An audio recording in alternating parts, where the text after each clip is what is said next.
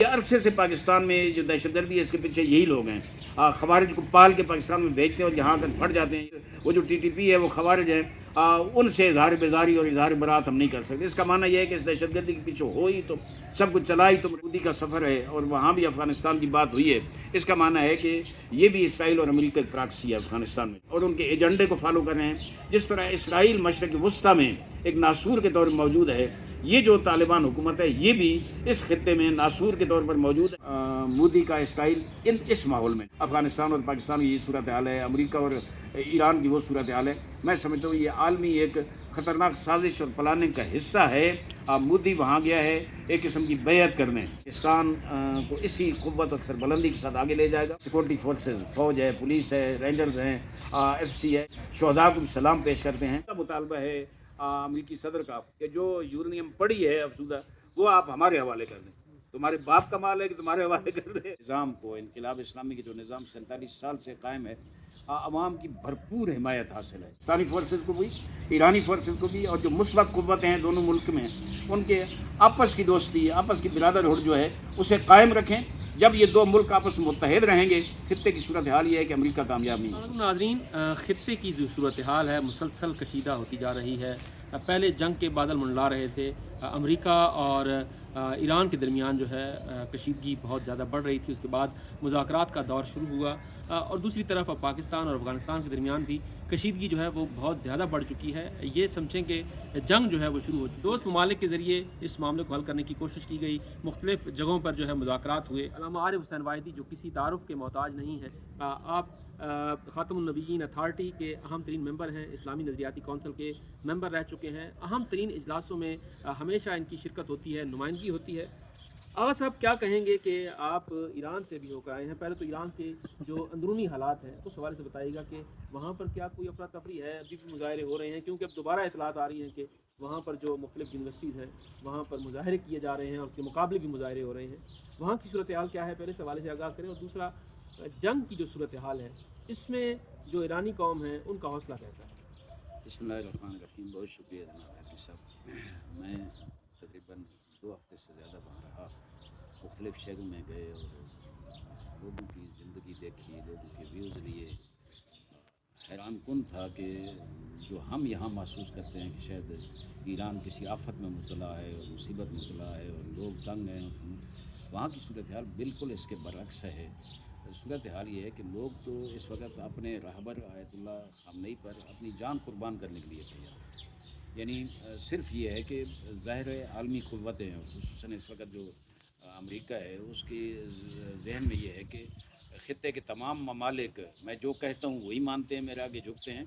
लेकिन ये एक मुल्क ख़ित्ते में क्यों है कि मेरे आगे ये ना झुके और अकड़ जाए जनाब, और वो उसी को इस चीज़ की सज़ा देना चाहता है कि मेरे आगे सर तस्लीम खम करके क्यों नहीं खड़ा होता, जो मैं आर्डर करता हूँ क्यों नहीं मानता। लेकिन अल्लाह का शुक्र है जहाँ जो हुकूमत है 47 साल इनकलाब को मुकम्मल हुई, अब तक हम ठोक के खड़े हैं ऐसी आलमी साम्राज्य क़ुव्वत के मुकाबले में, जहाँ मज़लूमों की हिमायत करते हैं, मुसलमानों की हिमायत करते हैं, मुसलमानों को आपस में इकट्ठा करने की कोशिश करते हैं।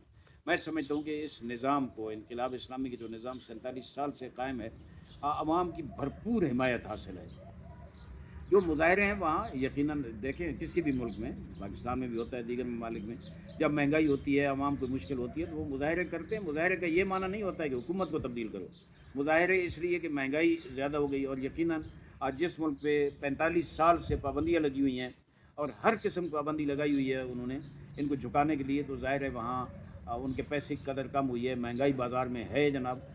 लेकिन मैंने लोगों के जो व्यूज़ लिए हैं वो ये कहते हैं कि बेशक महंगाई है, सब कुछ है, लेकिन हमें ये पता है कि अगर ये निज़ाम जाता है तो वहाँ अमेरिका और इसराइल का कोई एजेंट आकर मुसल्लत हो जाएगा जो हमारे लिए काबिल कबूल नहीं है।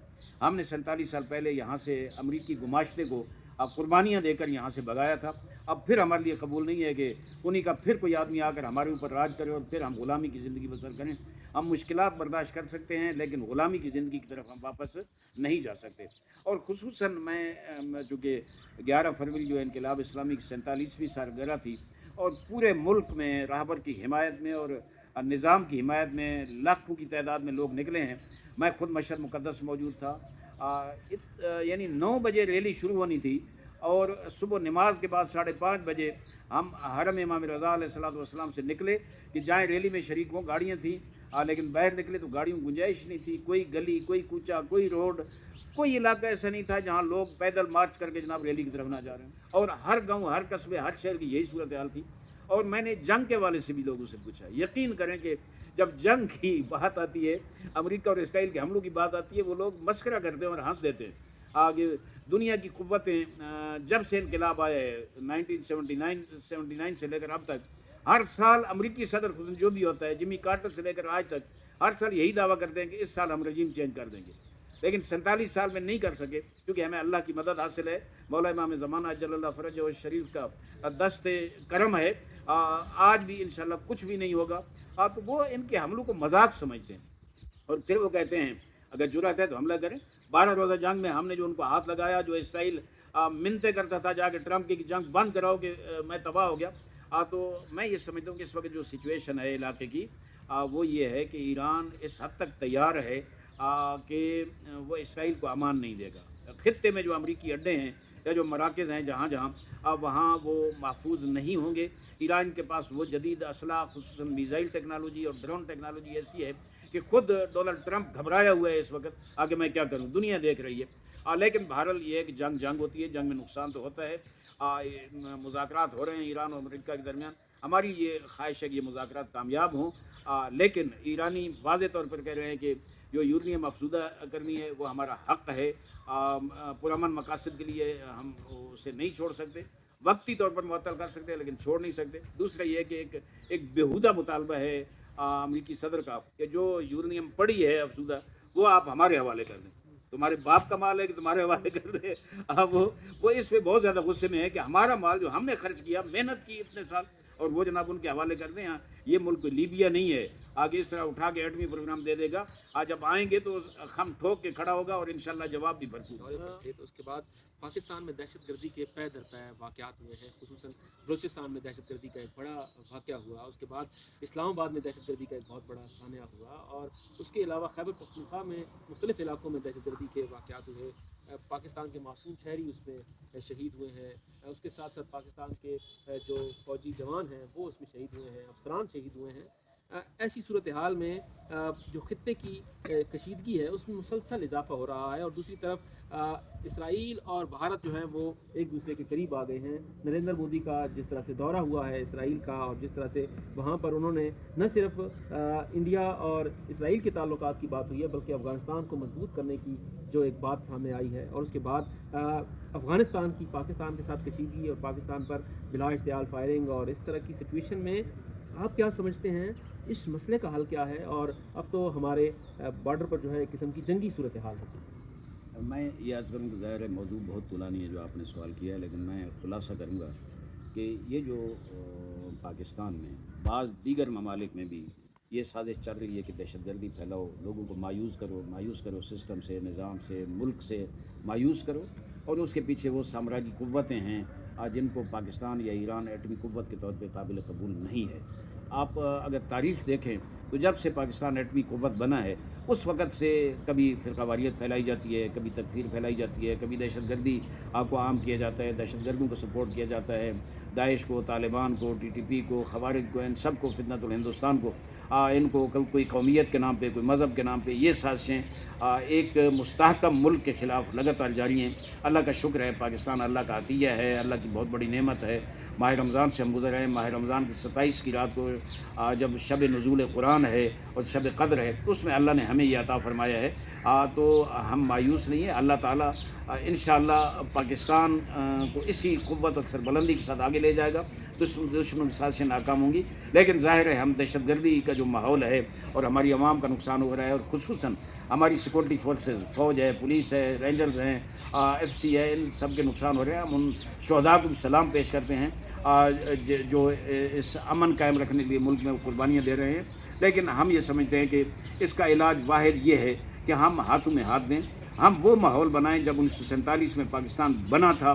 ہم نے سامراجی قوتوں سے पाकिस्तान को आज़ाद करा के दुनिया के नक्शे में पहला मुल्क ला इलाहा इल्लल्लाह मोहम्मद रसूलुल्लाह के नाम पे उठा था, उभरा था। हम उस माहौल को अगर आप बनाएंगे, वही वहादत, वही इत्तेहाद, ये जो शिद्दत पसंदी है, ये जो मजहबी तकफीर है और फ़िरक़ावारियत है, ये या जो कौमियतों के मसाइल हैं, असबियत अबियत हैं, लिसानी और इलाक़ाई तअस्सुबात हैं, इनको कंट्रोल करेंगे इंशाअल्लाह पाकिस्तान महफूज रहेगा। लेकिन मैं ये कहता हूँ कि ये सारा खित्ता अगर आप देखें ना, मोदी का इसराइल इस माहौल में जाना, अभी जो माहौल बना हुआ है अफ़गानिस्तान और पाकिस्तान की ये सूरत हाल है, अमेरिका और ईरान की वो सूरत हाल है, मैं समझता हूँ ये आलमी एक ख़तरनाक साजिश और प्लानिंग का हिस्सा है। मोदी वहाँ गया है एक किस्म की बैयत करने, वो नेतन्याहू के हाथ में, क्योंकि ये हम देख रहे हैं कि जिस वक्त जंग हुई थी 2025 की मई में, 9-10 मई को पाकिस्तान और इंडिया की, उसमें इसराइल इंडिया के साथ खड़ा था। 9 को जो ड्रोन पूरे मुल्क में परवाज़ कर रहे थे, वो सारे ड्रोन इसराइलियन थे और पीछे चलाने वाले भी इसराइली थे। और फिर जब इसराइल की जंग हुई 12 रोज़ा जंग ईरान के साथ, उसमें पाकिस्तान ईरान के साथ खड़ा था।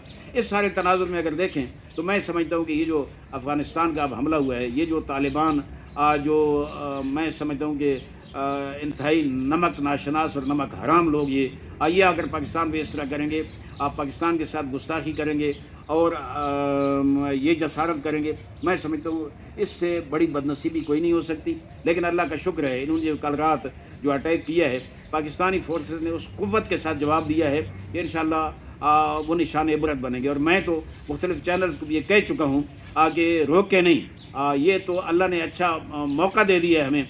ये अरसे से पाकिस्तान में जो दहशतगर्दी है, इसके पीछे यही लोग हैं। खवारिज को पाल के पाकिस्तान में भेजते हैं और यहाँ आकर फट जाते हैं ये लोग। तो अब इनको ये करें कि वहाँ ये बमबारी, ये हमले जो है जारी रहे और उन्हें फटाते रहें ताकि ये फटते रहें और आखिर ये खुद तौबा करेंगे। ये दोस्त ममालिक दरमियान में पड़े कि मुज़ाकरात हों पाकिस्तान अफ़गानिस्तान के, लेकिन ये नहीं माने। अब मानते थे, वे कहते हैं कि वो जो TTP है वो खवारिज है, उनसे इजहार बेजारी और इजहार बरात हम नहीं कर सकते। इसका मानना यह है कि इस दहशतगर्दी के पीछे हो ही तुम, सब कुछ चला ही तुम रहे हो।